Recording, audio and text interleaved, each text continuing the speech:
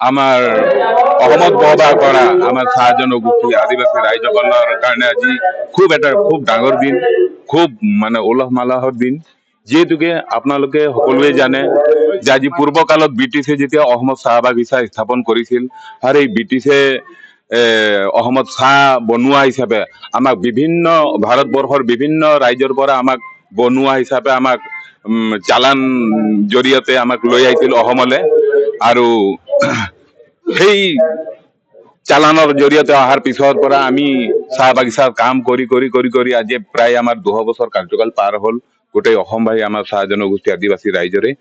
আৰু এই 200 বছৰৰ কাৰ্যকালৰ ভিতৰত আমাৰ এই ভূমি পট্টা আজি যি চৰকাৰে গণনা কৰিবলৈ আগবাঢ়িছে, এই ভূমি পট্টাৰ কাৰণে আমাৰ জনগোষ্ঠীয় বিভিন্ন ছাত্ৰ সংগঠন আৰু আমাৰ বিভিন্ন শ্ৰমিক সংগঠনৰ জৰিয়তে বিভিন্ন ধৰণৰ আন্দোলন চলি আছিল, অব্যাহত আছিল।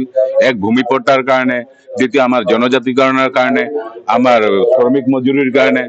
আৰু এই আন্দোলন পৰ্যায়ক্ৰমে আজি আহি 200 বছৰ পাৰ কৰিলে আৰু আজি সেই তেনেকুৱা এটা শুভ দিন আমি এটা পাইছো, যে এই আন্দোলন আৰু সেই মহান শ্বহীদসকলৰ মানে আত্মা সদগতিৰ কামনা কৰাৰ লগতে আজি তেওঁলোকৰ যি এই পাট্টাৰ কাৰণে আত্মা শ্বহীদ কৰিলে তেওঁলোকক আমি মানে মনৰ পৰা স্মৰণ কৰিছো।